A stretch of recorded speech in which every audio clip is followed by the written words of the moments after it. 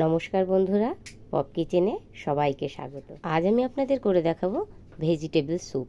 তার জন্য সমস্ত রকম ভেজিটেবল নিয়ে নিয়েছি, আর সঙ্গে লাগবে আমার আদা, পেঁয়াজ, রসুন, সেটাকেও নিয়ে নিয়েছি।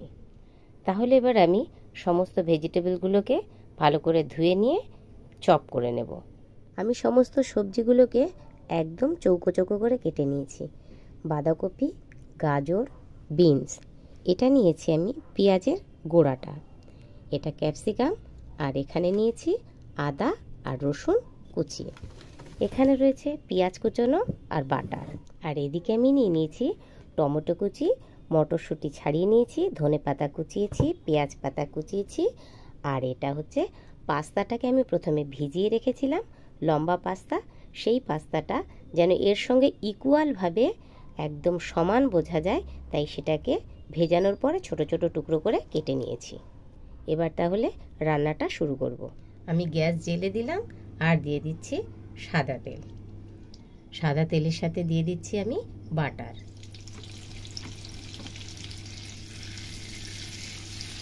বাটারটা যতক্ষণ না গলে যাচ্ছে ততক্ষণ আমি আর অন্য কিছু দেব না। বাটার গলে যাওয়ার পরেই আমি এর মধ্যে দেব পেঁয়াজ। বাটারটা একদম মেল্ট হয়ে গেছে, এর মধ্যে আমি দিয়ে দিচ্ছি পেঁয়াজ কুচি। পেঁয়াজের কালারটা খানিকটা চেঞ্জ হয়ে গেছে, তাই আমি এর মধ্যে দিচ্ছি রসুন আর আদা কুচি। এবার আমি দিয়ে দিচ্ছি পেঁয়াজের যে গোড়াটা কুচিয়ে রেখেছিলাম সেটা।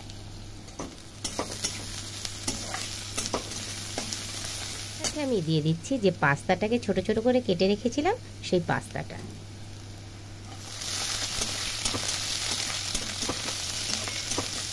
দেখুন কড়াইয়ের জিনিসগুলো সমস্ত কালার চেঞ্জ হয়ে গেছে।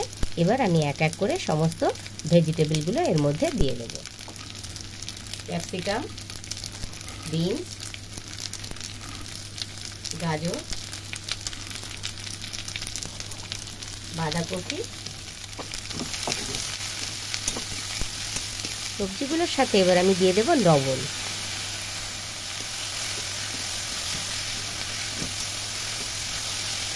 এর সাথে আমি দিয়ে দিচ্ছি অল্প পরিমাণে গোলমরিচের গুঁড়ো। সবজিটা আমি 5-7 মিনিট নাড়াচাড়া করে নিয়ে জল দেব। সবজিতে হালকা সেদ্ধ হয়ে যাওয়ার মতন কালার চলে এসেছে। এর মধ্যে এবার আমি দিয়ে দেব টমেটো কুচি, আর আমি দিয়ে দেব মটরশুঁটিগুলো। এবার আমি নাড়াচাড়া করে জল দিয়ে দেব।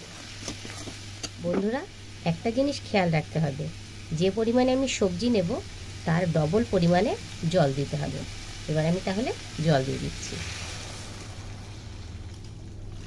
এবার আমি সবজিটা ভালো হয়ে সিদ্ধ করার জন্যে ঢাকা দিয়ে দিচ্ছি।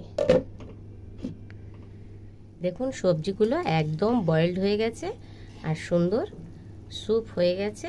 এবার আমি এর ভেতরে দিয়ে দেব কর্নফ্লাওয়ার গুলে রেখেছি। আমি 1/2 টিস্পুন কর্নফ্লাওয়ার গুলে রেখেছি।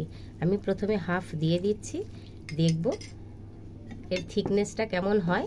সেই অনুযায়ী যদি প্রয়োজন হয় তাহলে বাকিটা দেব, আর না প্রয়োজন হলে আমি দেব না।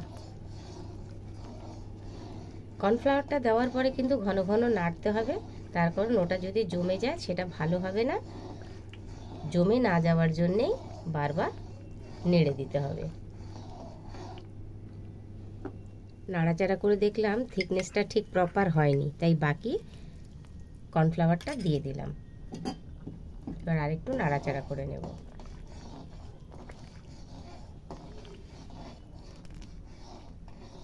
এবার স্যুপ হয়ে এসছে।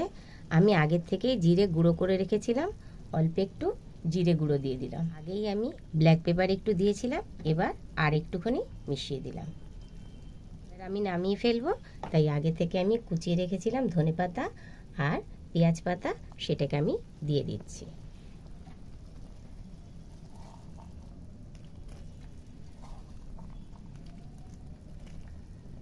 তাহলে বন্ধুরা, শীতকালের সবজি আর ঘরোয়া পদ্ধতি কেমন লাগলো আমার স্যুপ তৈরি? আর এইভাবে যদি গরম গরম স্যুপ তৈরি করে খাওয়া যায় তাহলে তো কথাই হবে না।